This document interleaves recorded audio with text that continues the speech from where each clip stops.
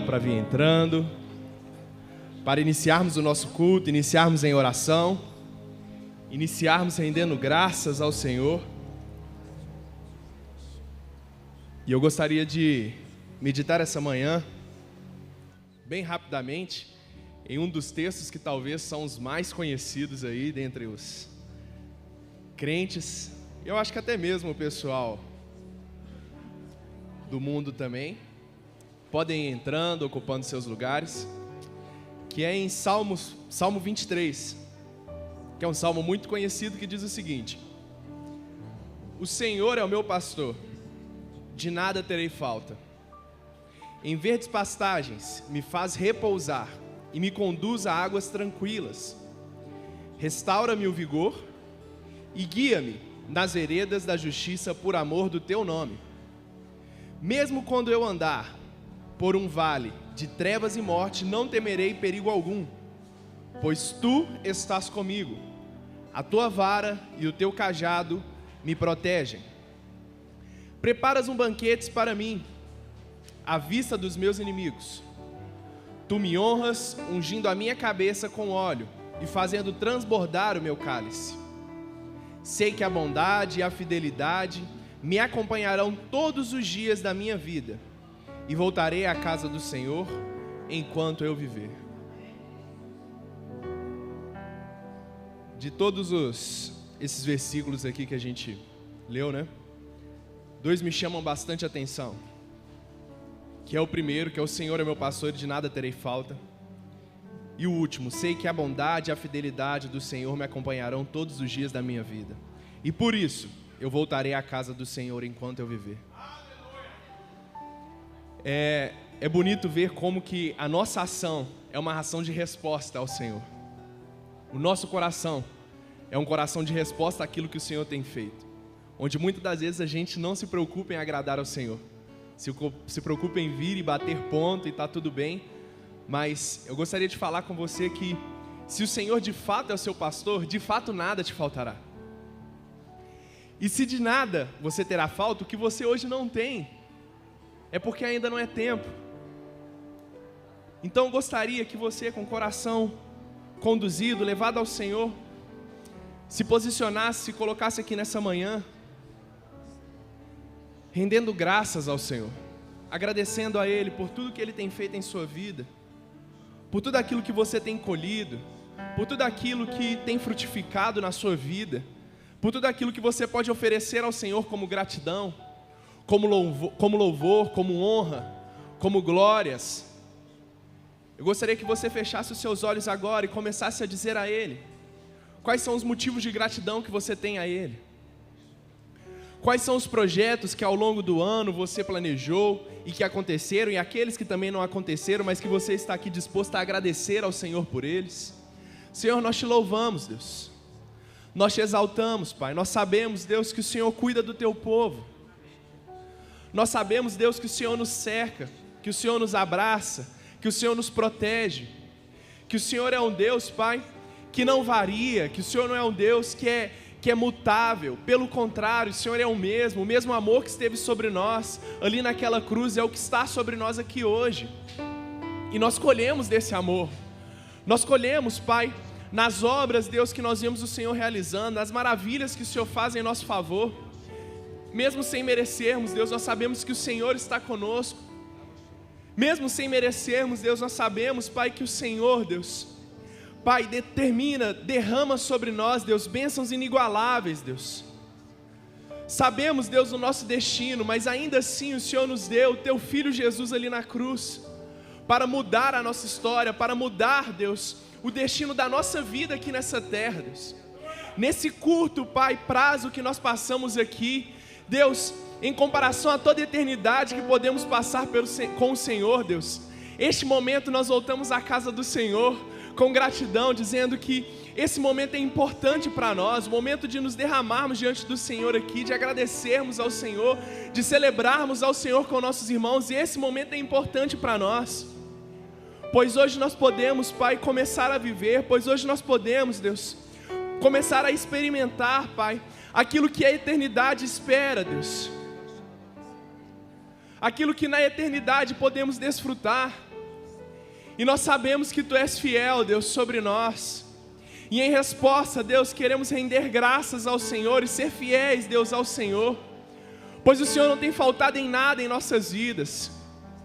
E como nós dizemos aqui, Deus, o Senhor é de fato o nosso pastor, e nós não temos falta de nada, Deus. Nós não sentimos falta de nada, Deus. Nosso coração se acha satisfeito, Deus, no Senhor e em Tuas obras. Senhor, a Tua igreja se acha satisfeita, Deus, no Senhor e em Tuas obras. Se em nosso coração há alguma coisa, Deus, que nos distancie do Senhor por falta de gratidão, por falta, Deus, de achar graça ao Senhor, nós pedimos que o Senhor venha nos perdoar, Deus, e venha convencer o nosso coração de que o Senhor é um Deus presente, que em todo momento e circunstância o Senhor está aqui conosco, que nós somos, Pai, carentes do Senhor e somente do Senhor, que essa terra não tem nada para nos oferecer, Pai, que essa terra não tem nada, Deus, para nos dar, que vai durar a vida inteira, a eternidade, Pai, com o Senhor, mas o Senhor é o nosso maior bem, o Senhor é o nosso maior tesouro. Nós Te louvamos nessa manhã, Deus, nós Te pedimos, Pai, Deus, não nos deixe, Pai, caminhar com os olhos, Pai, fitados nas coisas desse mundo, mas Deus, leva a nossa mente, o nosso coração a cativo do Senhor, para que possamos contemplar a Tua glória dia após dia, Deus, no nome de Jesus, Pai. Amém, Pai, Tu és santo, Pai, Tu és poderoso. Nós preparamos, Deus, esse ambiente aqui, Senhor, um ambiente de culto, Senhor. Nesta manhã, Senhor, nós nos levantamos, Senhor, e colocamos, Pai, os nossos corações, Senhor, como oferta agradável ao Senhor, Pai. Colocamos, Senhor, as nossas vidas, Senhor, aqui, Senhor, neste lugar, neste templo, Senhor, de adoração ao Senhor. Em nome de Jesus, Pai, nós invocamos, Pai, o Teu santo nome. Nós pedimos ao Senhor, Pai, que receba, Senhor, este culto agradável, Senhor. Pai, nós nos colocamos, Senhor, como aqueles que irão e estamos levantando um culto ao Senhor, um culto verdadeiro, Senhor, adoração verdadeira ao Seu nome, Senhor. Que em nome de Jesus, este momento aqui, Senhor, seja, Senhor, somente para o Senhor. Nós estamos nesse momento, Senhor, preparando os nossos corações, as nossas mentes, Senhor. Que o Senhor tire, Pai, tudo aquilo que não seja, Pai, agradável ao Senhor, Pai, que não venha do Senhor. Todas as preocupações, Senhor, que vêm, Senhor, de fora, que o Senhor possa tirar, Senhor, das nossas mentes, toda a ansiedade. Em nome de Jesus, que venha, Pai, a satisfação, a plenitude da presença do Senhor neste lugar, Senhor, que é real, Senhor. Nós cremos, Pai, que o Senhor está aqui, desde agora até o final do culto e até irmos para nossas casas, Senhor, e em nossos corações, todos os dias da nossa vida, Senhor. Muito obrigado, Senhor. Obrigado, Pai, pela Tua obra, Senhor, naquela cruz, Senhor. Que nos faça, Senhor, poder chegar até o Senhor, Pai, neste momento, Senhor. Muito obrigado, Senhor. Muito obrigado. Nada seríamos, Pai, sem o Senhor, Pai. Nada seríamos sem o Teu sangue derramado naquela cruz, Senhor. Muito obrigado, Senhor. O Senhor é o centro, Pai, deste momento, é o centro, Senhor, das nossas vidas. E nós já Te agradecemos, Pai, pelas grandes coisas que o Senhor vai fazer aqui, Senhor. Em nome de Jesus, receba o nosso culto, Pai. Amém. Bom dia, irmãos. Dentro do que o Tiago já estava falando, né? Se nós temos o Senhor como nosso Senhor e Salvador, de nada nós teremos falta. E isso é uma promessa, porque a palavra de Deus, ela não volta atrás. Deus, Ele não é homem para mentir. E o que são promessas? Promessas são sementes. E sementes são grãos que já estão prometidos. Ou seja, um grão de uma maçã, uma semente de uma maçã, ela já é prometida a ser uma árvore que vai gerar outros frutos. E assim também são as palavras lançadas, que Deus lança sobre nós, as promessas que Deus já lançou sobre nós. Então cabe a nós regar, cuidar dessas sementes, e com toda certeza elas vão crescer e vão frutificar. E que nós possamos ser como essas sementes, nós possamos frutificar, nós possamos dar frutos, nós possamos ser cheios desse amor de Deus. Meu Deus, meu Pai, Senhor, eu oro nessa manhã, Pai, agradecendo, Pai, com o coração grato por tudo que o Senhor fez, Senhor. Pai, muito obrigado, Senhor, porque até aqui, Senhor, de nada, Senhor, nós temos falta. Agradeço, Senhor, por essa igreja, agradeço, Senhor, por essa família que o Senhor me deu e o Senhor deu para cada um aqui, Senhor. Que possamos, Senhor, crescer, Pai, em amor, Pai, e que nesse fim de ano, Pai, nós possamos, Senhor, ter o coração, Senhor, grato, Pai. O coração grato, Senhor, o coração grato, Senhor, porque o Senhor sabe de todas as coisas, Pai. E, Senhor, em nenhum momento, Pai, as coisas saíram do seu controle, Pai. E nós te agradecemos por isso, Pai. Nós te agradecemos, Senhor, pelo Deus que o Senhor é, Pai. Obrigado, Senhor, obrigado.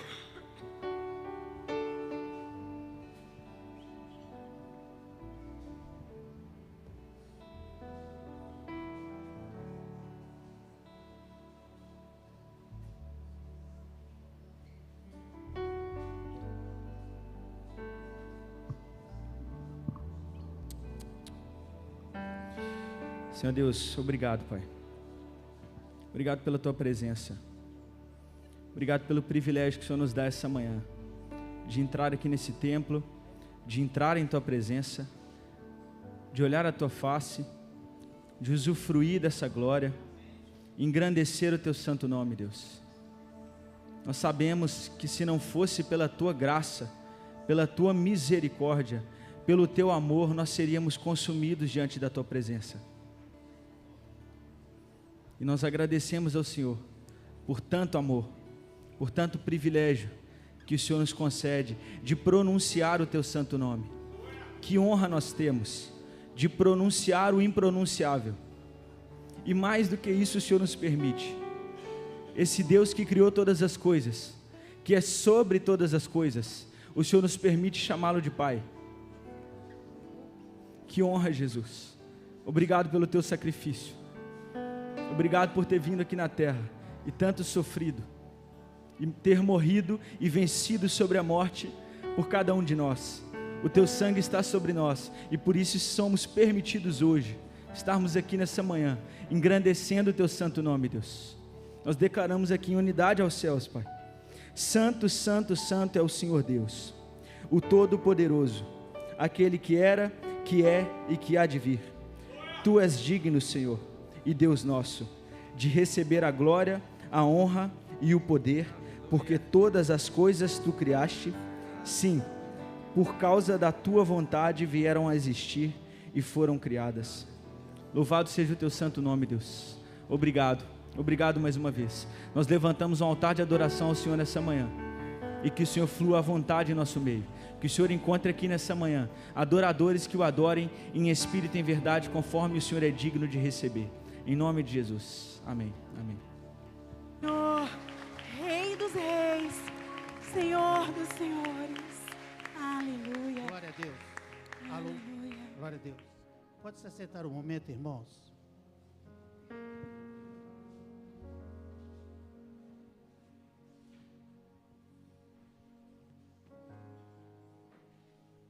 Nós vamos passar agora um momento muito solene. Esse momento é solene para nós. Nós já entendemos que esse momento é um momento que Deus proporciona a nós, para que nós possamos reconhecer toda a dependência nossa dEle. Isso é um privilégio. E hoje eu quero construir um raciocínio com os irmãos sobre esse momento, lá do início. Eu quero construir com os irmãos, são passagens que a gente sabe de cor, que nós já estudamos várias vezes, mas eu quero retomar essa passagem com os irmãos. Nós sabemos que, lá de Gênesis, do início, Deus criou todas as coisas, a forma como Deus criou, o homem, a mulher, os seres viventes, Ele separou a noite do dia, o firmamento, tudo que debaixo do firmamento, essa história toda nós sabemos. Mas nós sabemos também que o Senhor irou com o homem.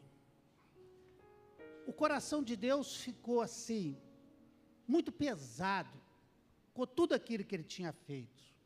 E Ele quis acabar com tudo. Mas Ele viu que tinha um homem que era temente a ele. Noé. Aí ele orientou Noé que construísse a arca, que todos nós sabemos. E Deus falou: eu vou acabar com tudo e vou preservar só essa família. E assim Deus o fez. Então, é daí para frente que eu quero construir com vocês essa linha de raciocínio.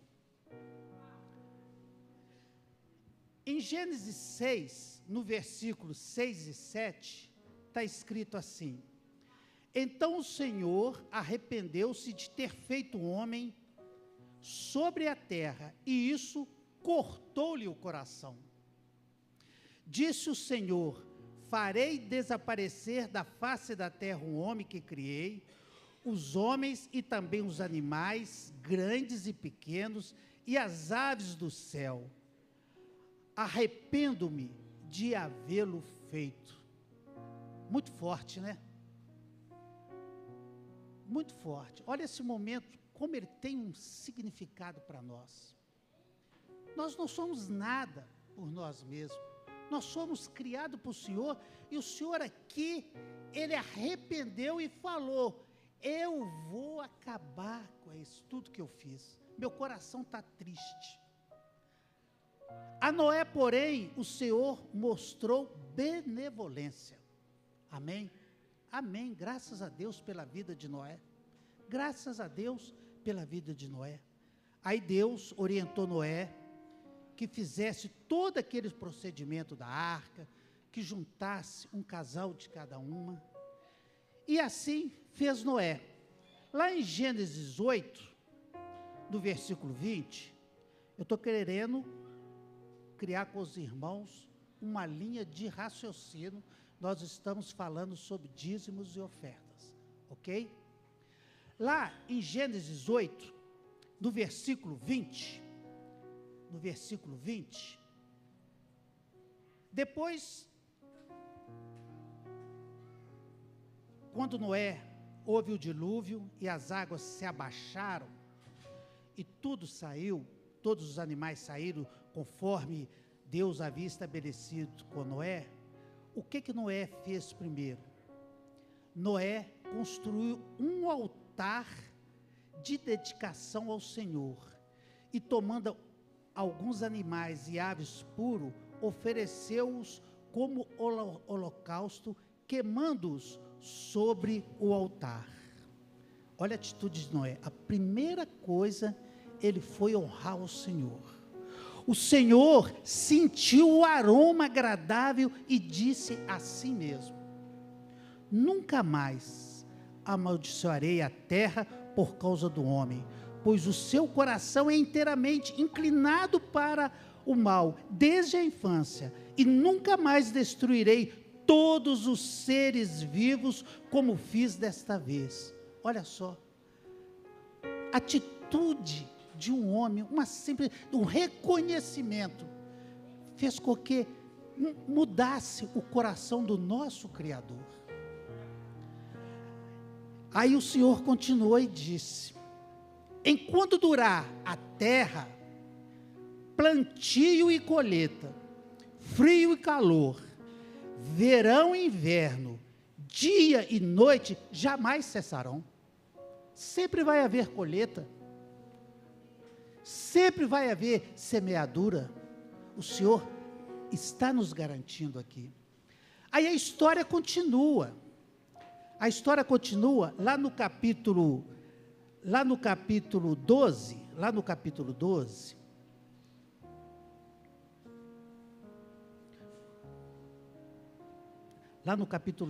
no versículo 1. Aí, irmãos, eu quero fazer só um parênteses com vocês aqui, antes de entrar nesse capítulo 12. Quando Noé saiu da arca, Noé tinha 3 filhos, Sem, Cã e Jafé. Daí para frente começou a ser criada todas as nossas descendências, que Deus tinha exterminado com tudo. Mas Deus, nós sabemos da história, ele ia preparar um homem para que viesse o Salvador. Tudo já estava pré-estabelecido, e nós sabemos que esse homem foi Abraão. Só que Abraão, ele vem da descendência de Sem, que é o filho mais velho de Noé. E Abraão, ele é a 8ª geração dos filhos de Sem.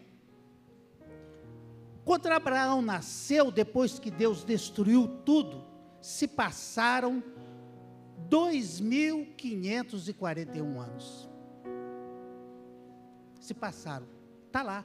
Aquelas coisas que a gente pura não gosta de ler, você vai escrevendo, eu fui escrevendo, fazendo a curva do coisa, se passaram 2.541 anos. E com 70 anos Deus chamou Abraão.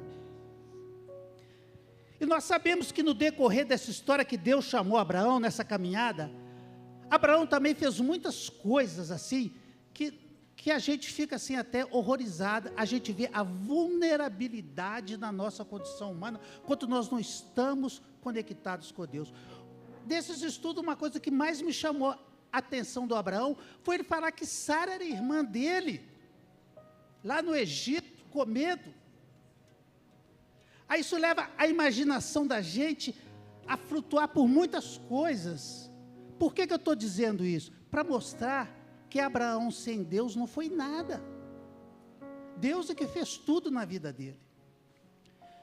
Então vamos continuar nossa caminhada. Lá no versículo 12, no capítulo 1, no capítulo 12, no versículo 1.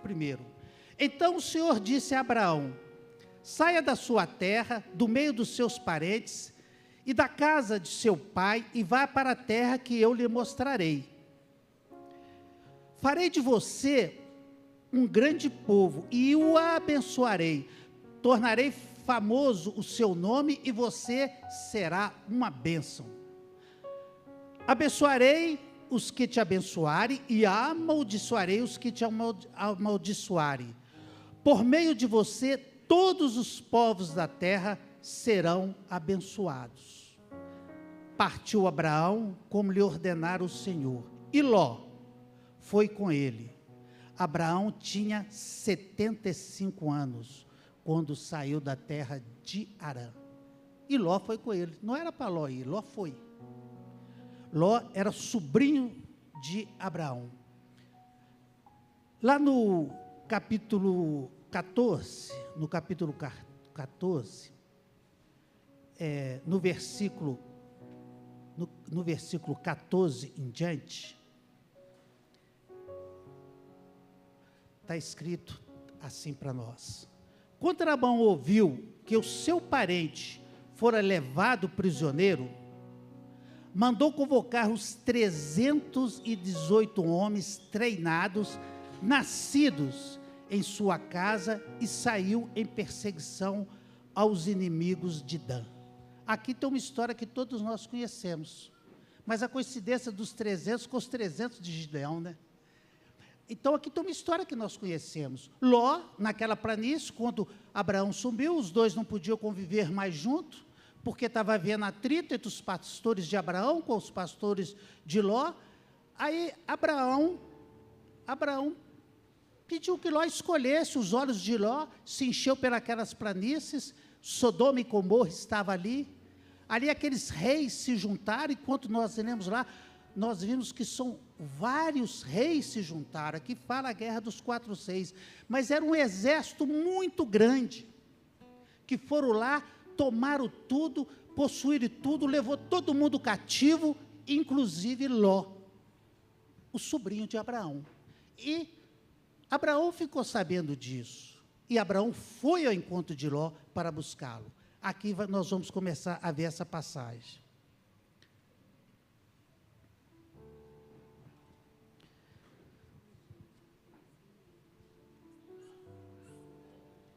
Então,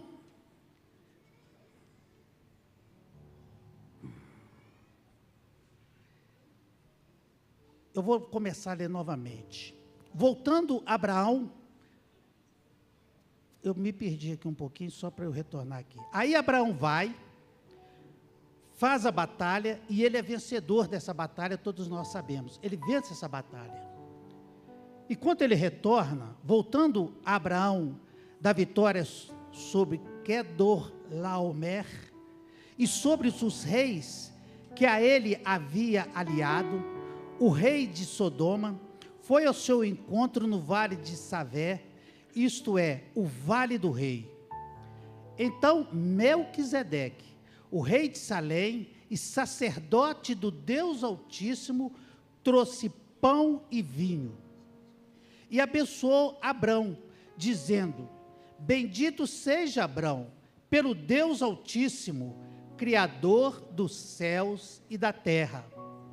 E bendito seja o Deus Altíssimo, que entregou seus inimigos em suas mãos. E Abrão lhe deu o dízimo de tudo. Esse é o ponto-chave para nós. Melquisedeque, que era o sumo sacerdote, ele vai a Abraão e declara para Abraão: Abraão, essa guerra não foi sua, foi o Senhor que venceu, era para você. Você não tinha capacidade de fazer isso.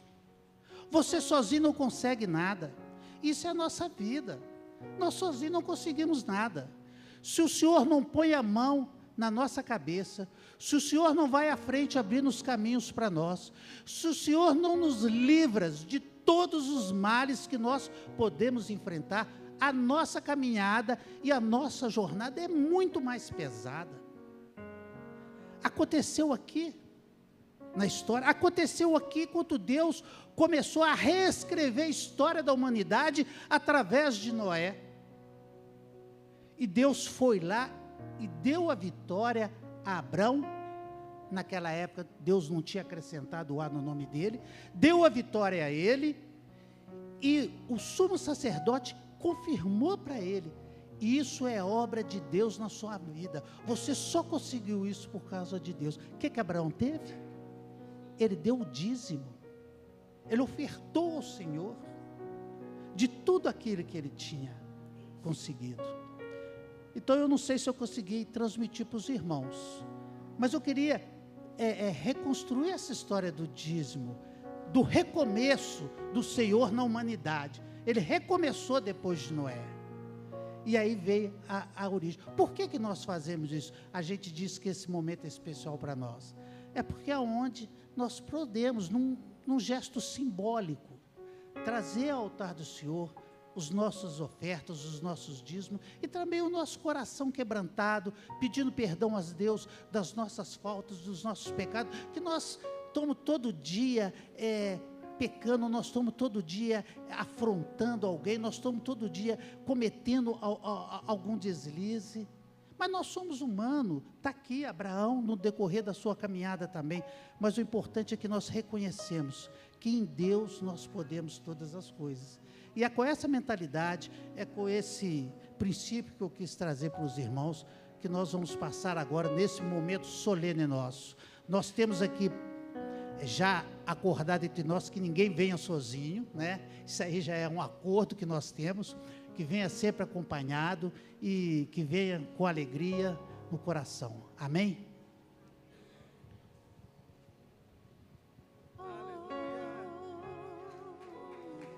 Senhor nosso Deus e Pai, nós te entregamos esses dízimos, essas ofertas no teu altar, Senhor. E nós queremos, assim como o Senhor se agradou de Noé, que o Senhor agrade das nossas ofertas, que ela suba ao Senhor como um aroma suave, Senhor Deus. E que o Senhor venha, perdoa os nossos pecados, Senhor, e venha nos redimir, Senhor. E, Senhor, e nós também colocamos diante do Senhor aqueles irmãos que não podem ofertar, aqueles irmãos que passam por batalhas, Senhor, aqueles irmãos que têm lutas, Senhor, não só financeira, mas lutas, Senhor, espirituais, lutas, Senhor, com os problemas diversos, familiares, imensos são as nossas batalhas do mundo atual. Nós te pedimos, Senhor, a tua misericórdia para cada um deles, que o Senhor venha e sara essa terra, Pai, em nome de Jesus, amém, amém.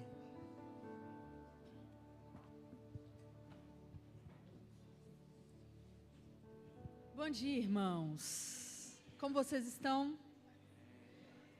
Eu quero... Esse momento aqui é um momento muito importante, e é um momento que eu tenho certeza absoluta que você vai se encaixar em alguma coisa dele. Então eu te peço que preste atenção e tenha liberdade também para participar desse momento. Queria me apresentar primeiro. Para quem não me conhece, a maioria de vocês me conhece, mas meu nome é Dandara, eu tenho 25 anos, sou casada com o Tiago, estou aqui na igreja há alguns anos e vou apresentar algumas pessoas para vocês. Quem está liderando o louvor hoje é a Maria Alice, Marcinho está no teclado, Gustavo no violão, Stefano na guitarra, Vander no baixo, João na bateria. As meninas do back são na ordem: Isabela, Clara, Esther e Silvinha. E eu poderia citar mais um tanto de gente aqui, e eu poderia dar características de mais um tanto dessas pessoas.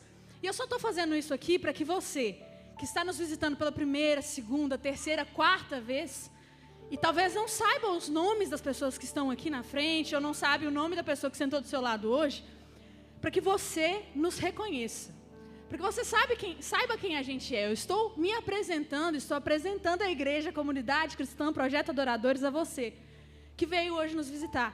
E eu queria que você também fizesse isso hoje. Nós queremos te conhecer, queremos conhecer a sua história, conhecer a sua vida, e eu te peço para que, se você está aqui nos visitando, sei lá por quantas vezes eu mesma fiz amizades aqui antes de congregar aqui. Então isso pode estar acontecendo com você.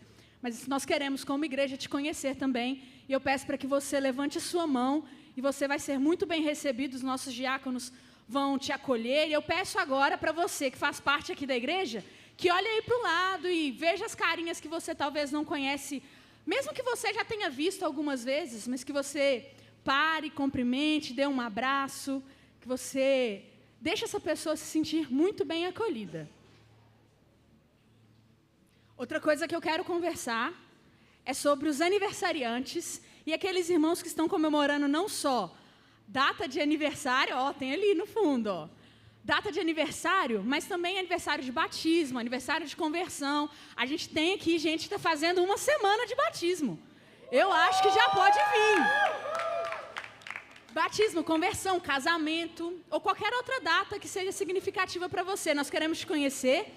Queremos orar por você e eu quero convidar vocês que estão fazendo aniversário de qualquer uma dessas datas para vir aqui à frente.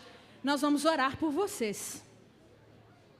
E enquanto esses irmãos que estão fazendo aniversário vão se achegando, o último e terceiro grupo, mas não menos importante, nesse eu tenho certeza absoluta que você se encaixa, é o grupo dos que têm a agradecer ao Senhor. Algum motivo de gratidão.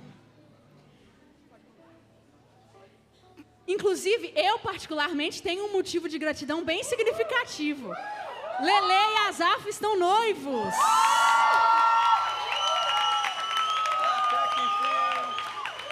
Muita alegria. Eu quero convidar todos vocês que têm um motivo de gratidão, que têm algo para agradecer ao Senhor, ou para entregar ao Senhor como uma devolutiva, como uma oferta que talvez você não veio antes porque achou que ela não é física, mas você tem alguma coisa para entregar ao Senhor. Podem vir, vamos orar juntos, vamos nos celebrar, vamos agradecer ao Senhor por tudo que Ele tem feito. Senhor Jesus, nós te agradecemos, Pai, por tudo que o Senhor tem feito na nossa igreja, e eu te agradeço por tudo que o Senhor tem feito na vida dos meus irmãos. Eu te agradeço, Deus, por cada um que participa conosco, que convive conosco aqui como família. E agradeço ao Senhor pela vida daqueles que estão chegando, que estão talvez namorando a igreja, que estão conhecendo ao Senhor. E nós agora como igreja abençoamos cada um deles, inclusive aqueles que estão nos assistindo, que estão nos acompanhando aí na rede social já há algum tempo. Eu proclamo sobre a vida de vocês um renovo do Senhor e o desejo de conhecer e participar e de pertencer a uma família local. Eu oro também por cada um dos que estão aniversariando, seja aniversário de vida, de casamento, de batismo. E eu declaro, Senhor, um novo ciclo para cada um deles. Que o Teu Espírito Santo os conduza em tudo aquilo que eles fizerem, em todos os desafios que eles tiverem. Que o Senhor dê vitória sobre cada um dos desafios e que nós possamos juntos caminhar como igreja com esses irmãos em mais um ano muito frutífero sobre a vida deles. Nós te agradecemos como igreja por qualquer motivo de gratidão que está sendo apresentado aqui. Nós sabemos e conhecemos o Deus que servimos e sabemos que é um Deus abençoador, que provê todas as nossas necessidades e que é bondoso acima de qualquer coisa. Acima das nossas dificuldades, dos nossos problemas, o Senhor é bondoso.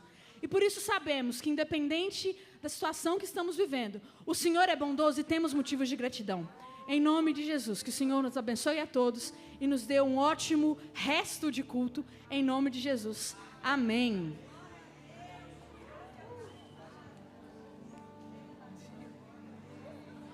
Bom dia, irmãos. Graça e paz. Para quem não me conhece, eu sou a Bruna, esposa do Alan, que está ali no fundo com o Liam. Talvez você não me conheça, mas acho que o Liam vocês devem conhecer. Enquanto os irmãos estão aqui se abraçando e voltando para o lugar, comemorando, eu gostaria de chamar aqui as nossas crianças. Cadê as crianças? Vão vir aqui para frente, crianças. Olha, as crianças estão animadas, hein? E vamos ver aqui por que elas estão animadas. Eu queria perguntar para 3 crianças aqui alguma coisa que vocês fazem lá na salinha. Quem quer contar o que vocês fazem lá? Quem quer contar um pouquinho do que vocês fazem? Quer contar, Gabi? Quem quer falar alguma coisa que vocês fazem lá na salinha? Estão com vergonha? Ninguém quer contar o que vocês fazem lá? Não? Quer contar? Quer não? Então tá bom, eu vou perguntar, então vocês fazem sim ou não, pode ser? Então tá, vamos ver. Lá na salinha tem história? Sim? Ah, então tá bom. Lá na salinha tem lanche? Sim. Lá na salinha tem amigos e amigas? Mas qual que é o motivo principal que vocês vão lá na salinha? Peraí, quem? Para aprender de Jesus. Ah, para aprender de Jesus! Muito bem! Então, se vocês estão indo lá para aprender de Jesus, quer dizer que esse é um momento muito importante, né? Que enquanto os adultos estão aqui aprendendo sobre Jesus também, vocês vão estar lá aprendendo sobre Jesus, certo? Então, vamos orar agora, abençoando as crianças, que elas possam continuar aprendendo sobre Jesus. Queria que você estendesse suas mãos, por favor. Crianças, vamos fechar os olhos para a gente poder se concentrar e falar com Deus, tá bom? Querido Senhor, eu te agradeço, Pai, por mais um dia. Muito obrigada, Senhor, pela vida de cada uma das crianças que aqui está. Obrigada também pela vida daquelas que por algum motivo não puderam estar, que o Senhor esteja com elas, em seus lares, onde quer que elas estejam. Que o Senhor abençoe, Pai, cada coração aqui, que cada coração seja uma terra fértil para aprender mais sobre o Senhor, aprender sobre Jesus, aprender sobre o Evangelho da salvação, sobre o seu amor. Que o Senhor abençoe a vida de cada professor, de cada facilitador, cada irmão e irmã que tem se disposto para ajudar, para contribuir. Que o Senhor dê a eles sabedoria para falar com clareza e que cada uma das crianças possa aprender, possa compreender a mensagem do Senhor, compreender cada dia mais a mensagem do seu amor. Em nome de Jesus, nós as abençoamos e pedimos que o Senhor esteja com elas nesse tempo. Em nome de Jesus, amém. Amém. Podem ir lá para a sala de vocês. Que o Senhor abençoe vocês. Que vocês aprendam bastante.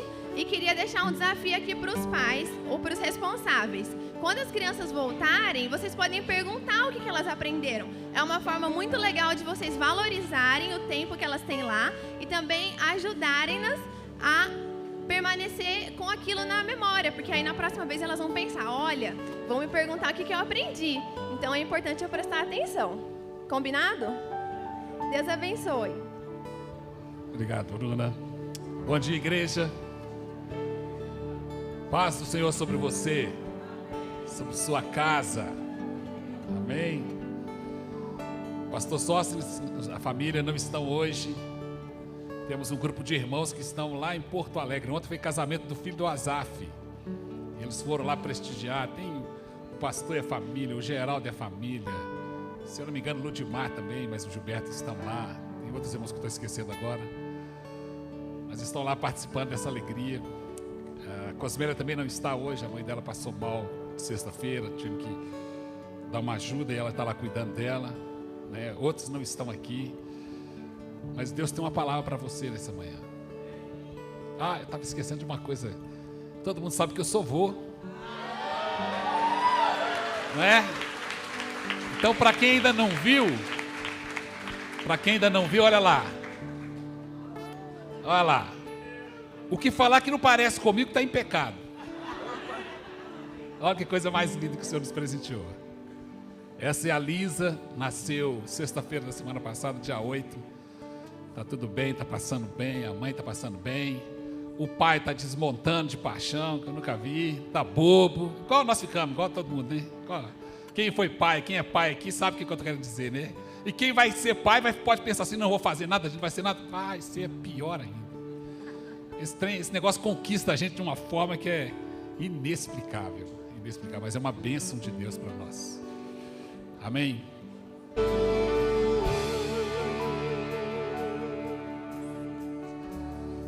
Aleluia, Senhor.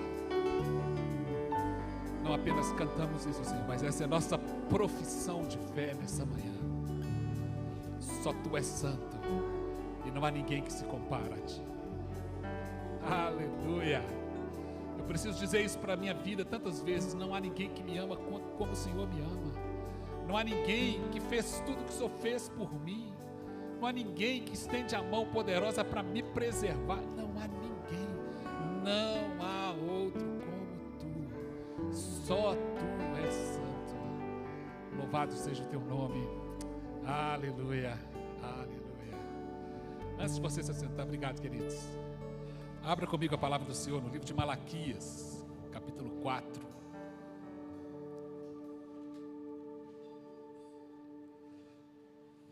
Malaquias, capítulo 4.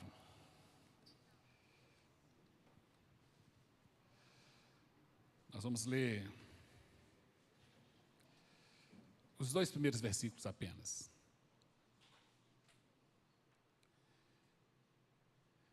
Diz assim a palavra do Senhor: porque eis que aquele dia vem ardendo como forno. Todos os soberbos e todos os que cometem impiedade serão como palha, e o dia que está para vir os abrasará, diz o Senhor dos Exércitos, de sorte que lhes não deixará nem raiz, nem ramo. Versículo 2: mas para vós que temeis o meu nome, o sol da justiça e salvação nascerá, trazendo cura debaixo das suas asas, e saireis e crescereis como os bezerros do cevadouro. Podemos ler naquela versão que está aqui projetada aqui, todos juntos, a uma só voz, o versículo 2? Vamos lá, bem forte. Mas para vós outros que temeis o meu nome, nascerá o sol da justiça, trazendo salvação nas suas asas. Saireis e saltareis como bezerros soltos na estrebaria. Obrigado, pode se assentar. Que o Senhor nos abençoe e nos guie nesse tempo que teremos aqui.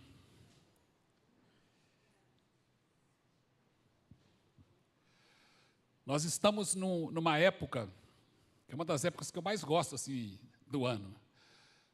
Entrou o mês de dezembro. Alguém pode pensar, é porque é o mês que tem 13º. Não, para mim, meu caso não é autônomo, não tem 13º. Então, não, dezembro, esse não é o motivo da minha alegria. Outros podem pensar o seguinte, a época de férias. Bom, poderia ser, mas nem sempre todas as férias eu consigo viajar, então também não é o principal motivo. Essa é uma época onde as pessoas ficam mais dóceis, ficam mais amáveis, porque a gente lembra do Natal. E antes que alguém levante e fale assim, mas a gente não tem certeza que Jesus nasceu dia 25 de dezembro. Não temos. Como nós não temos certeza do dia que foi, então nós comemoramos nesse dia. Pronto. Nós usamos disso para lembrar dele, do nascimento dele. Isso basta para mim. Então quer dizer que a gente tem que esquecer dele em todos os outros dias? Absolutamente não. Mas é um dia que assim a gente acaba, poxa, Jesus nasceu, é verdade.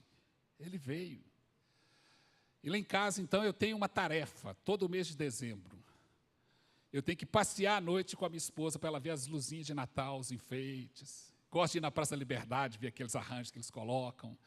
Gosto de dar uma volta em algumas avenidas que ela sabe que tem lá alguns enfeites de Natal. Gosto de ir num shopping para passear. Né? Mulher gosta de ir em shopping, é redundância, né? Mas gosto de ir lá poder ver aqueles arranjos. É um tempo tão gostoso, é um tempo assim tão bonito da gente experimentar. E às vezes, as coisas mais óbvias e as coisas mais importantes do mundo passam diante de nós sem a gente nem perceber. Às vezes nós olhamos para o Natal, nos deparamos com o Natal e lembramos só das festas, mas esquecemos de pensar o quão importante e o diferencial tão grande que fez na história da humanidade a vinda de Jesus, o nascimento de Jesus. Então, o dia 25 de dezembro, que a humanidade comemora como o dia do nascimento de Jesus, ele não pode ser limitado a uma troca de presentes. Ele não pode ser limitado a um mês em que a um período em que as pessoas ficam mais amáveis. Ele não pode ser limitado ao mês onde as cidades são enfeitadas. Eu tive a oportunidade de ir a Gramado para ver lá o Natal Luz. É um espetáculo, é muito lindo. Fica tudo tão bonito, tudo tão arrumado, mas nem com toda aquela beleza. A vinda de Jesus, o nascimento de Jesus, não pode ser limitado a essas pequenas coisas. E, às vezes, o nosso raciocínio nos leva a pensar, nos leva a agir dessa forma. Ah, que legal! Poxa, Jesus nasceu. Mas nós precisamos de sempre trazer à nossa mente. A gente precisa de conhecer a realidade do que foi apresentado, e não somente as palavras que foram escritas quando Jesus nasceu. O que isso implicou na minha vida e na sua vida? A gente pode olhar para o mundo inteiro e nós vemos várias implicações. Nós temos hoje no mundo, a minha estatística certamente já está, os meus dados certamente já estarão desatualizados, porque do dia que eu estava olhando até hoje já nasceram mais pessoas, mas nós temos mais de 7 bilhões de pessoas no mundo. Imagina, meu Jesus, é muita gente.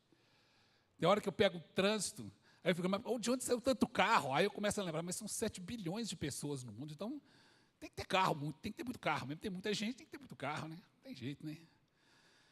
E desses 7 bilhões, nós temos aproximadamente um terço, que se dizem cristãos.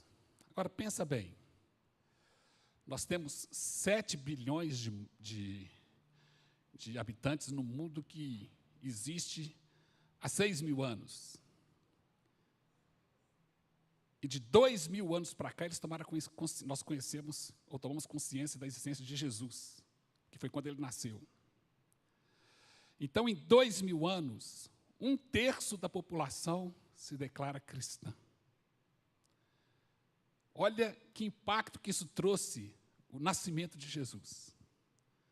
Não é qualquer coisa, não foi qualquer um, não é um líder qualquer, não é um político qualquer, mas é um Senhor absoluto, sobre tudo e sobre todos. Por isso que impacta.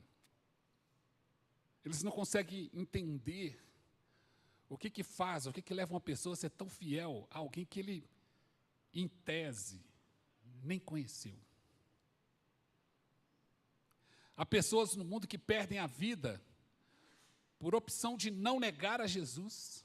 Uma pessoa que, em tese, não conheceu. E aqui, tratando de conhecer como aquele que um dia você foi lá na casa dele, cumprimentou, virou seu amigo. Mas experimentou desse amor que ele trouxe, que ele representa, que ele é. E quando experimentou desse amor, não tem outra alternativa a não ser se render a ele completamente. O nascimento, isso é indiscutível, o nascimento desse homem chamado Jesus Cristo influenciou mais pessoas ao longo da história humana do que qualquer outro homem. Esses dias que a gente estava passando por essa onda de calor, eu brincando lá no meu escritório, eu falei, olha, o cara que inventou o ar-condicionado, nós temos que arranjar um lugar para ele no céu. Porque 37, 38 graus, a gente morrendo de calor, você chega no ambiente, liga o ar-condicionado, 21. Ai, meu Deus, que delícia. Mas, ó, no dia que está frio, não tem utilidade nenhuma. Qualquer outro, a gente pode pensar num homem que descobriu um remédio, um medicamento que salvou muitas pessoas. Ok. Parabéns. Mas alguém que salva definitivamente. alguém que resolve definitivamente. Alguém que quando ele intervém, quando ele vem, quando ele nasce, ele muda a história. Nosso próprio sistema de anos. Nós estamos hoje no dia 17 de dezembro de 2023. O 2023, todos sabem, é contado da data do nascimento de Cristo. Mudou a história. E eu já contei que uma vez há um filme, eu acho que o nome do filme é Em Defesa da Fé, eu não estou lembrado agora, mas eu posso ver para vocês depois. É de um professor universitário que começou, a esposa dele se inclinou para o Evangelho, se converteu, e aí ele começou a fazer estudos para poder provar que aquilo era uma farsa, que não existia. E no final dos estudos ele se converteu, se transformou num professor de um dos maiores seminários dos Estados Unidos. E por que aconteceu isso? Ele não conseguiu provar que Jesus era uma farsa. E uma das questões que ele levantou, ele foi atrás de um cientista, e ele falou assim, ele perguntou para ele, mas por que te faz crer que realmente ele existiu? Ele falou assim, é o que você vive hoje. Como assim? Hoje você está vivendo no ano tal. E esse ano tal existe porque um dia antes dele era uma forma e outro dia, depois dele, mudou a forma de se contar. Então, o impacto também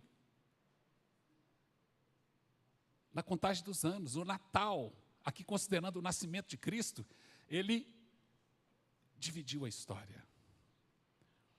E eu acho o máximo. Eu tenho umas coisas que me conquistam facilmente. E uma delas, umas coisas que assim, meu coração, é quando eu vou ler alguma coisa da história, que está assim, na data tal, antes de Cristo, na data tal, depois de Cristo. Eu falei, yes, é isso mesmo. Ele é tão importante que até o homem tem que reconhecer, alguma coisa aconteceu antes dele. E depois, outras coisas aconteceram depois dele. Esse homem fantástico, esse Senhor a quem servimos, que nos ama tanto, ele, Natal, o nascimento dele, dividiu a história. E sabe o que eu penso? Naquele texto bíblico que diz assim, todo joelho se dobrará e toda língua confessará que Jesus Cristo é o Senhor. E eu, nas minhas viagens, eu fico pensando, toda vez que alguém vai escrever uma carta, um e-mail, um memorando, um bilhete, que ele põe lá, data tal, ele está se curvando diante do Senhor, porque querendo ou não querendo, ele está reconhecendo que houve alguém que veio com um poder tão grande, que tem poder para mudar até a história, antes dele e depois dele. Eu gosto de pensar assim. Então, quando eu vou escrever alguma coisa, será muito mais comum quando a gente preencher cheque, nem existe mais, né? Não existe. Outro dia um cliente me pagou com um cheque, eu até assustei, falei, você vai me dar um cheque? Como é que eu vou depositar isso? Nem em agência a gente vai mais, né? Então, mas ali está ali, toda vez que a gente escreve ali que a data, eu gosto de pensar, é antes e depois dele. Em outras palavras, o significado religioso, histórico, cultural do Natal, o nascimento de Jesus Cristo é tão grande que ninguém consegue dar uma descrição adequada. Essa é a verdade. Então, qual deve ser a nossa reação diante disso? Como nós vamos viver diante disso? Por que o nascimento desse homem está tendo esse tipo de efeito no mundo?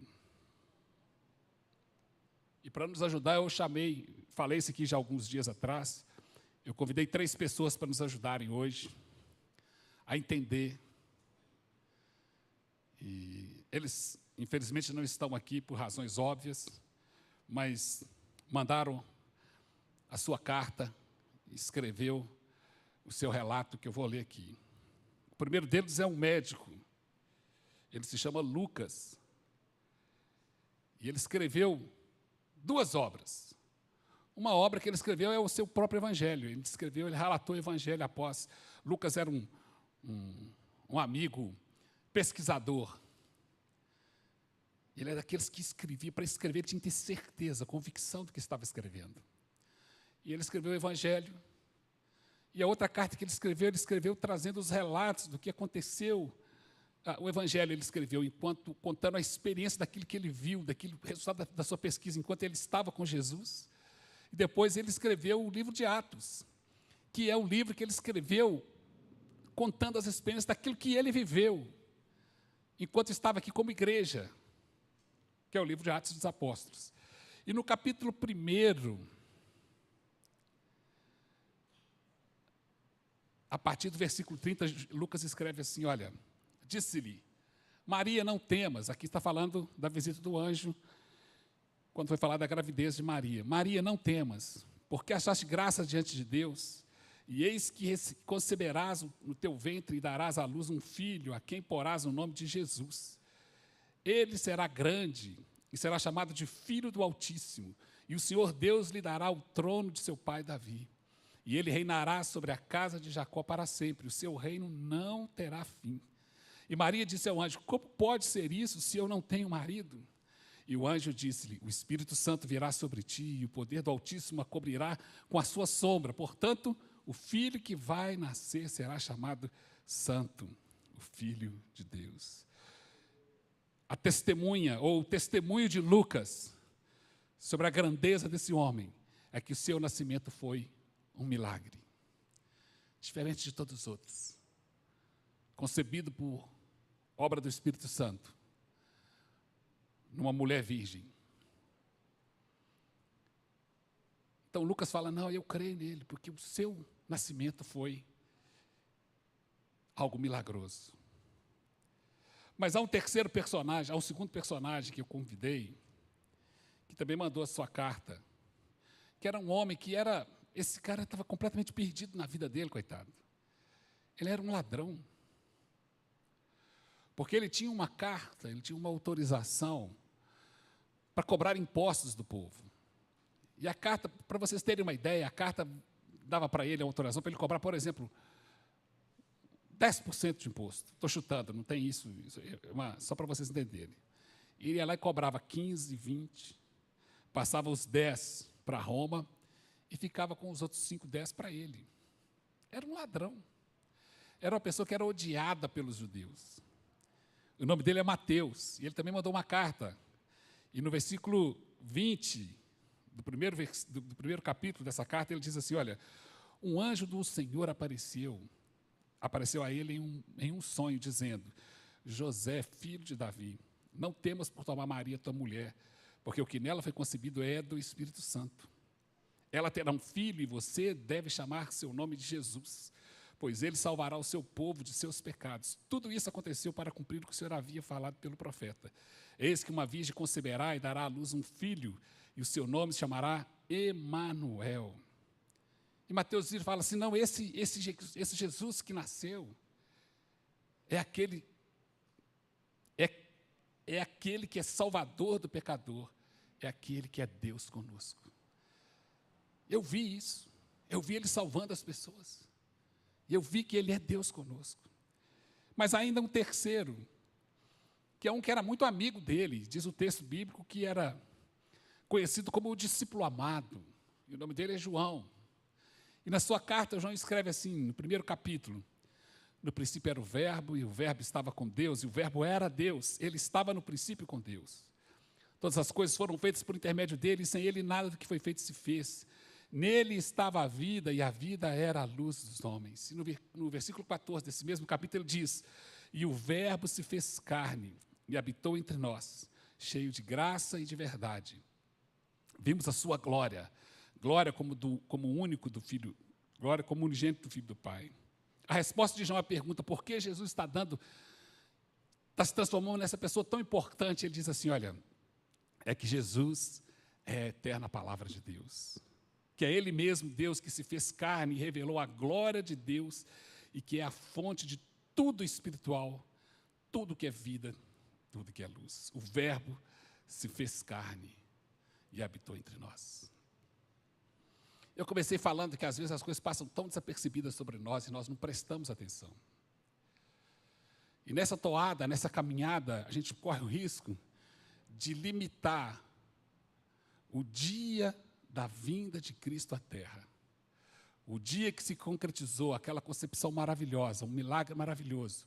O dia que o Verbo, a própria palavra de Deus, se fez carne e habitou entre nós. A uma simples noite de Natal, onde comemos muito bem.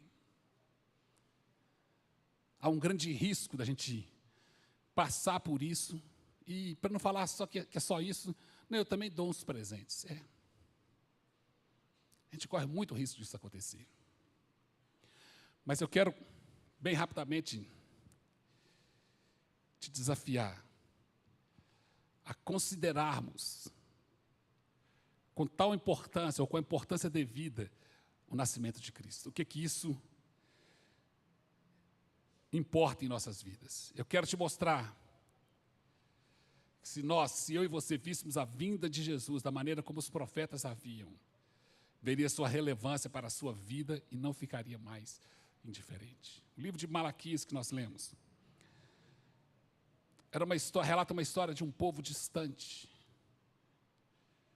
E Malaquias, mais de 400 anos, provavelmente 450 anos antes de Cristo nascer, Malaquias fala de alguém que virá. Os profetas tinham uma grande expectativa pela vinda do Senhor. Eu fico imaginando às vezes qual que seria a sensação de Isaías, de Jeremias, também de Malaquias, se no lugar dos 3 reis magos foram eles os enviados para levar presentes para Jesus na manjedoura. Aquilo que nós profetizamos, aquilo que o Senhor revelou a nós, aquilo que era promessa desde o Éden, quando o homem caiu, está se concretizando na vida dessa criança. Percebe, irmãos, que é muito mais além do que uma boa ceia de Natal, muito mais além do que uma bela árvore de Natal no canto da sua casa. O nascimento de Cristo implica muito mais. E Malaquias vem dizendo isso para o povo, vem falando algumas coisas. Por exemplo, no capítulo 3, ele diz o seguinte, olha, no capítulo 3, versículo 1 e 2, o Senhor a quem você busca virá de repente ao seu templo. O mensageiro da aliança em quem você se deleita, eis que ele está vindo, diz o Senhor dos Exércitos. Ele é como fogo fundidor. E aí chega no capítulo 4, versículo 2, ele diz assim, olha, mas para vocês que temem o meu nome, o sol da justiça nascerá. Eu acho lindo esse termo. Trazendo cura em suas asas. Você deve sair saltando como bezerros da baia. Ah, Senhor. Oh, Deus. Quando Zacarias, o pai de João Batista, lá está registrado em Lucas capítulo 1, versículo 78, ele se referia a este versículo e disse que com a vinda de Jesus o dia estava amanhecendo alto. O sol da justiça estava nascendo. E ele tem se erguido em todo mundo desde então. Não sei se você já percebeu, algum dia, a gente que mora numa metrópole, é complicado a gente ter essa visão, mas se algum dia você for, assim, um lugar que eu acho lindo para a gente ver isso é no mar, que você tiver condição de ver do mar, o sol nascendo, qual que é o quadro que a gente tem? Você já deve ter visto isso, pelo menos em algum filme na sua cabeça. Você tem uma escuridão, de repente começa um filete de luz lá no fundo. Aquele filete amarelo, um amarelo clarinho, começa assim, desapercebido, sem ninguém dar muita importância. De repente, aquele filete amarelo, ele começa a ficar mais grosso. E aí, do amarelo, ele pula assim para uma mistura de um laranjado, caminhando para o vermelho, e começa a crescer. E, de repente, onde havia escuridão, que simplesmente via um brilho de luz nascendo, agora aquela luz começa a invadir todo aquele espaço onde havia escuridão. E aquele amarelinho passa a se transformar num laranjado, de repente tem uma bola de fogo nascendo, iluminando.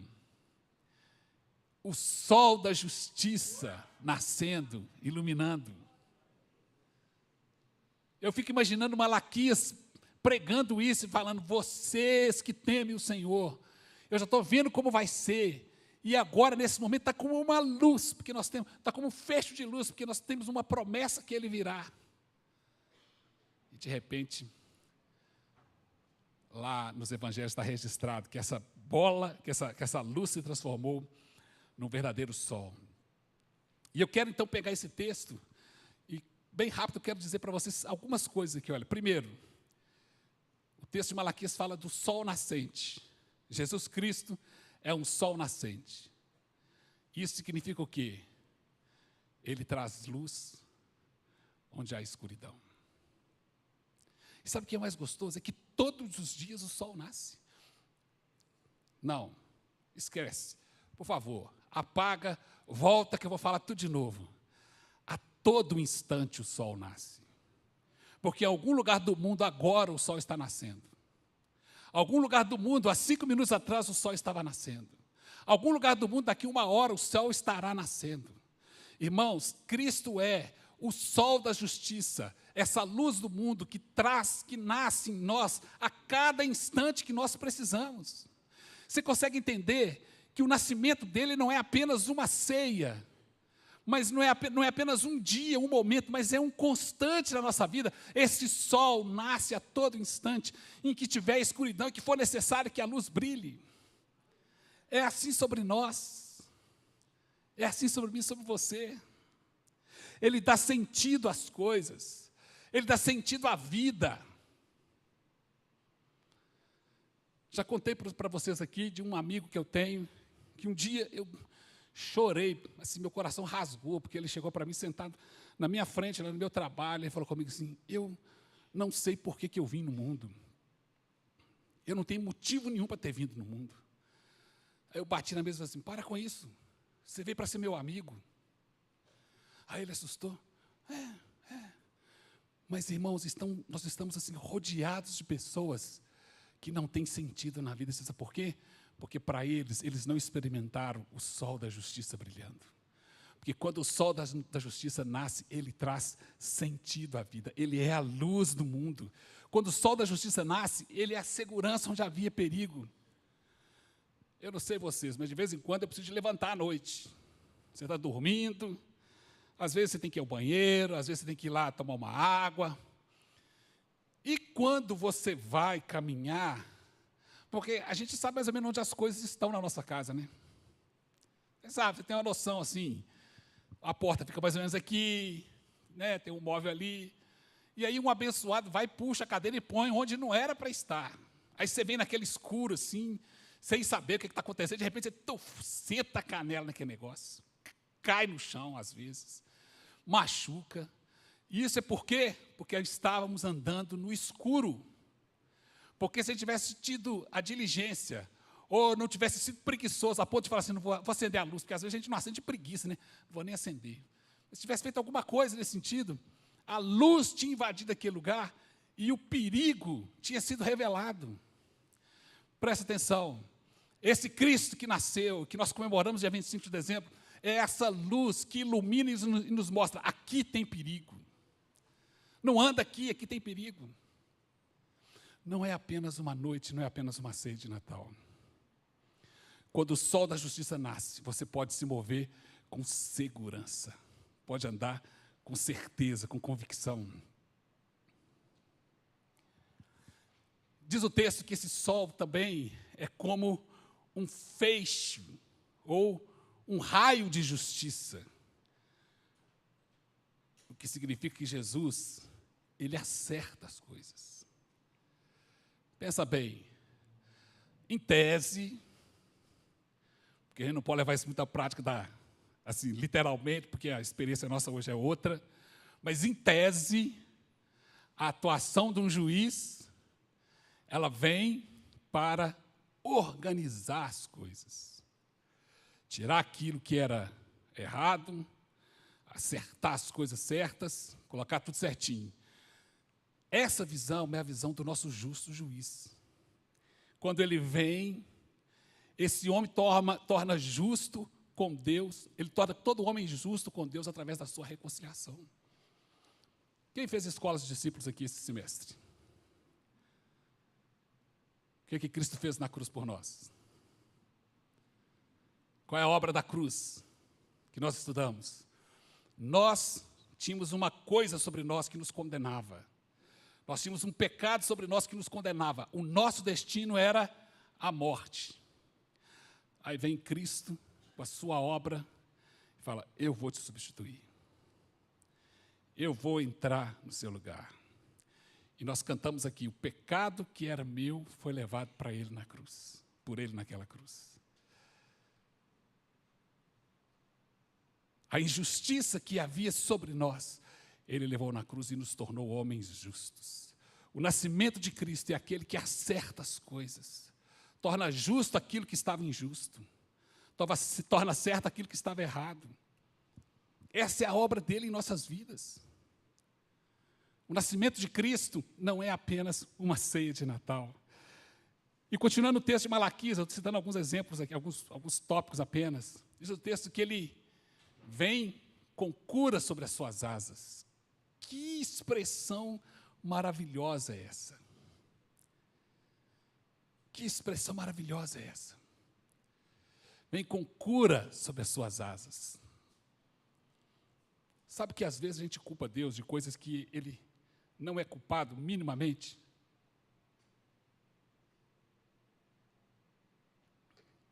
Às vezes nós falamos assim: por que Deus deixou acontecer? Por que Deus deixou acontecer? Eu li um livro da bibliografia, da história do Billy Graham. E nesse livro ele conta um relato interessante, que ele foi convidado para participar de um encontro numa universidade. Ia ser um encontro de perguntas e respostas. E alguém levantou a mão e perguntou para ele: Pastor Billy, por que Deus deixa acontecer tantas desgraças no mundo? Por que Deus deixa um adolescente entrar armado numa escola e matar várias crianças, vários adolescentes, vários jovens inocentes? E a pessoa que perguntou para ele foi trazendo um punhado de coisas desse tipo. Por que Deus permite isso? Aí Billy Graham, com aquela sabedoria que Deus lhe deu, respondeu assim: olha, nós tiramos Deus das nossas vidas. Houve um tempo que era obrigatório nos Estados Unidos, toda a escola tinha o tempo de leitura bíblica e de oração. Hoje isso está proibido em várias escolas, e é verdade, é verdade. Aqui no Brasil está sendo proibido. Aqui no Brasil existem câmaras de vereadores espalhadas pelo país, que antes começavam a sessão com uma leitura do texto bíblico. A nossa Câmara aqui faz assim. Se começa uma sessão sempre com uma leitura do texto bíblico. Em vários lugares do país está sendo proibido. E Billy Graham falou: olha, nós tiramos Deus da nossa vida, mas queremos que Deus nos proteja. Sabe o que está acontecendo, irmãos? Deus tem uma mão estendida. Nós simplesmente nos retiramos debaixo disso. E depois falamos: Deus, por que o Senhor deixou que isso acontecesse comigo? Mas está aqui, ó. O filho pródigo, quando ele sai debaixo da proteção, da presença, da bênção do pai dele, ele sai até com um bom dinheiro, uma boa riqueza. E por um bom tempo ele se sustenta. Até o dia que ele viu que tudo de ruim estava acontecendo com ele. Vou para a casa do meu pai. Então, o pai dele tem culpa dele ter tido aquela opção? Claro que não. Mas há uma promessa de Deus nesse versículo, diz o seguinte: que as suas asas têm cura sobre elas. Isso é para nós, irmãos. O Jesus que o Natal comemora, ou o Jesus que pode ser comemorado no Natal, é aquele que tem cura para nós. É aquele que vem com cura sobre nós. Mas por que nós ficamos doentes? Por que nós adoecemos? Por que nós morremos novos? Por quê? Por quê? Por quê? Por quê? Por quê? Eu quero te perguntar uma coisa. Por que você saiu debaixo das asas do Senhor? Por que a nossa opção foi reduzir a vinda de Cristo a uma simples festa? Por que a nossa opção foi de tratar o Senhor como um gerente de problemas e não como um Senhor da nossa história? Porque a nossa opção foi tratar o Senhor como mais um qualquer, e não como aquele que realmente vimos, como vimos aqui hoje, mudou a história, até a contagem dos anos. Porque nós tratamos Deus de qualquer forma e queremos que Ele nos trate com uma forma ímpar.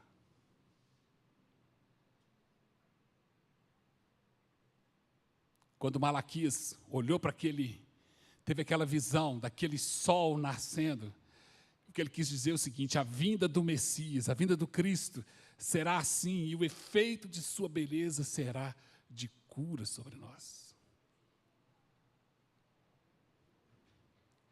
E quando nós falamos de cura, a gente pode pensar assim, num câncer, é verdade. É uma possibilidade.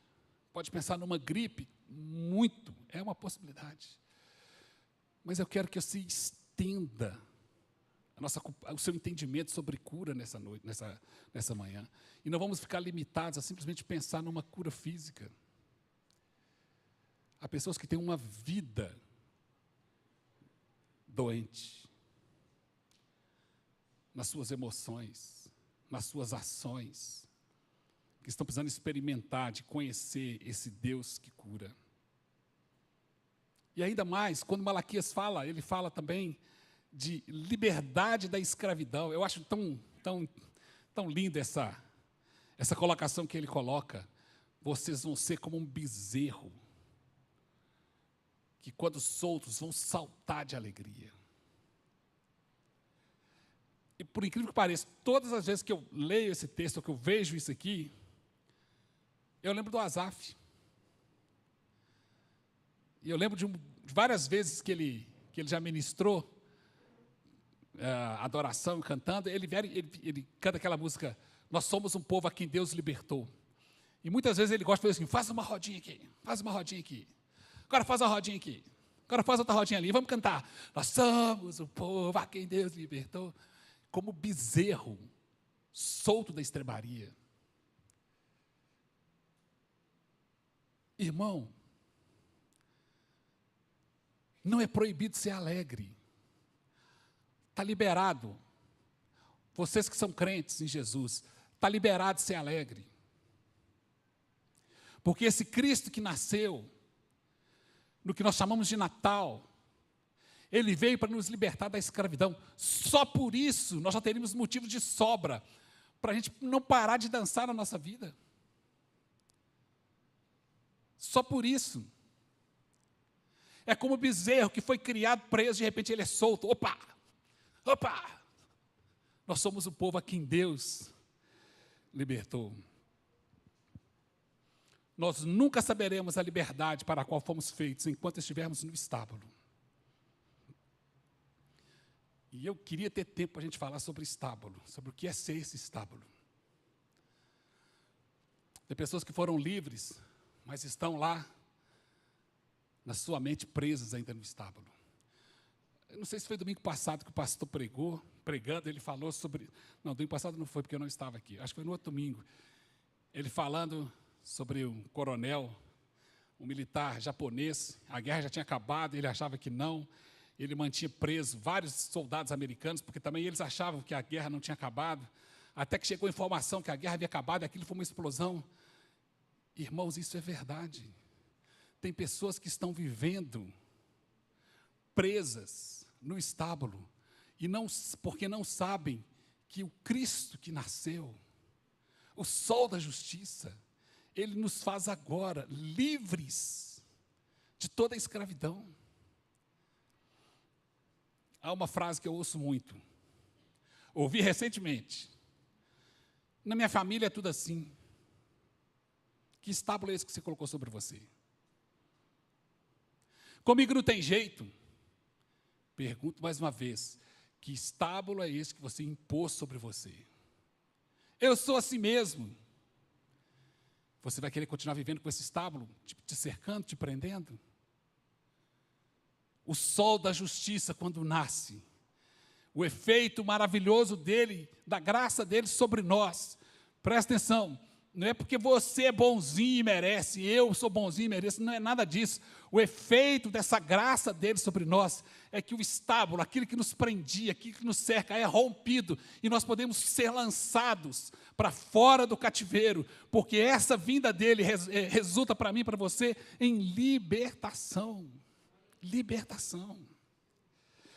pulando como bezerros. Pulando como bezerros.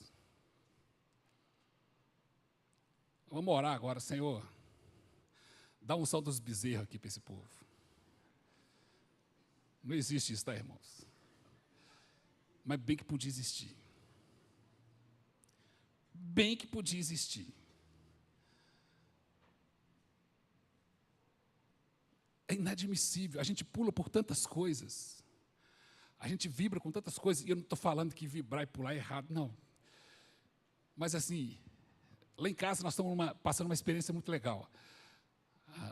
Nossa neta nasceu e a gente fica tão alegre. Aquilo assim, tem hora que a gente fica assim, parado pensando assim, nasceu, inacreditável. Aí eu mando para Carol, eu estou lá no escritório, Carol, manda uma foto dela para mim. Ela vai mandar foto. Que coisa linda, não sei o quê, tal. Mas eu queria que a gente vibrasse assim pelas coisas do reino de Deus. Não é errado vibrar com isso. Não é errado vibrar quando o meu time de futebol faz um gol, ganha um campeonato. Não é errado me alegrar com alguma conquista. Não é errado, absolutamente não é errado. Nós somos homens, humanos. Isso faz parte da nossa história. O errado são essas coisas gerarem um impacto muito maior em nossas vidas do que uma coisa como essa, o nascimento de Jesus. Então, quando nós falamos assim, nós somos livres daquilo que nos escravizava. Talvez a gente não tenha noção do que é escravidão. Talvez. Mas quando nós lemos isso tinha que sim, gerar uma explosão, tinha que ter uma reação dentro de nós, que gerasse uma explosão, a ponto de saltarmos como ovelhas. Para a gente encerrar, o verdadeiro significado do Natal é que Jesus vem para dar luz e verdade onde havia escuridão e confusão, para consertar as coisas onde elas estavam erradas, para dar cura onde havia doença e quebrantamento, para dar liberdade onde havia escravidão e para dar alegria onde havia tristeza e medo. É possível que a gente viva uma vida cristã inteira sem saber que nós podemos ficar livres da escuridão e da confusão. Que tem gente que a vida é assim, uma confusão, um balaio de gato. Você arruma uma coisa e estraga outra. Você conserta uma aqui, atrapalha outra ali. É uma confusão. É possível que pessoas que sejam cristãs, convertidas, temente a Deus, estejam vivendo nesse ambiente de confusão, porque falta entendimento, falta compreender algumas coisas. Dá valor exacerbado para aquilo que não merece, tira o valor daquilo que merece valor. É possível que, mesmo como cristãos, a gente tenha coisas que necessitam, nesse momento, de um conserto. Que venha esse sol da justiça sobre nós para consertar aquilo que esteja errado. Da mesma forma, é possível que, mesmo sendo cristãos, a gente precisa de uma cura, um quebrantamento, uma libertação completa da escravidão e de uma alegria tal que o profeta coloca e descreve como aquela alegria de um bezerro quando é solto da estrebaria. Eu queria orar com você agora, para que o Senhor nos desse essa graça mais uma vez, de sermos tocados por Ele, que esse sol da justiça venha tocar a nossa vida, nos livrar da confusão, nos livrar dos erros, nos livrar das doenças, nos livrar da escravidão e nos levar a uma vida de estarmos pulando de alegria diante dEle. Não há maior motivo. Eu e minha casa temos um motivo de muita alegria esses dias, mas ele nada se compara àquilo que é o motivo principal da nossa vida, que é o Senhor ter sido enviado e nascido como o sol da justiça nascendo e crescendo dentro de nós, impactando a nossa vida. Eu queria convidar você a fechar os seus olhos. Se você pudesse colocar em pé também. Não Não preocupe com quem está perto. Tenha o seu momento com Deus.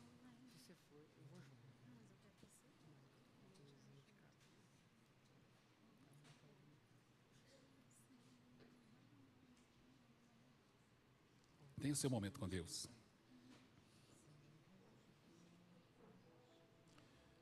Feche os seus olhos. Se você está segurando na mão de alguém, solte agora. Solte agora.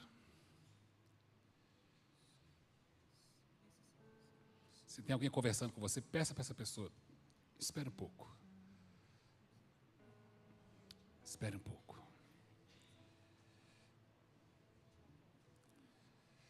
Ore ao Senhor. E o Espírito Santo está revelando ao seu coração agora, eu tenho certeza disso.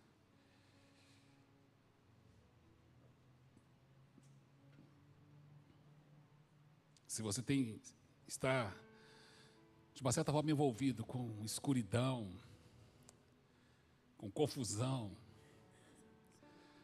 se você tem convicção de coisas que precisam ser consertadas,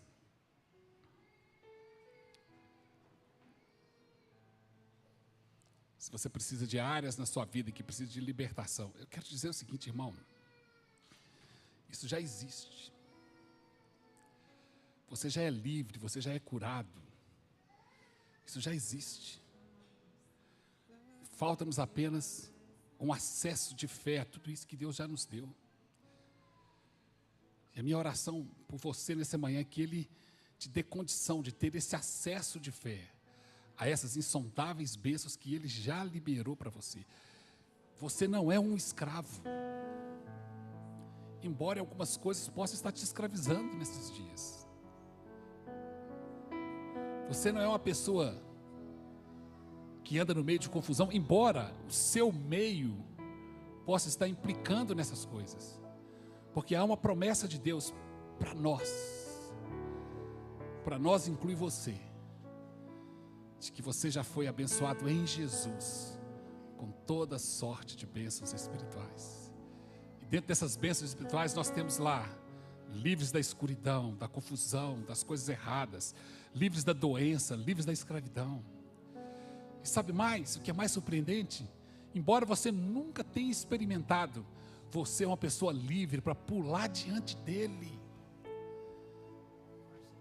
Não apenas com uma demonstração física, corpórea, mas com uma alegria dentro de você, uma convicção daquilo que você já recebeu nele, que é salvação.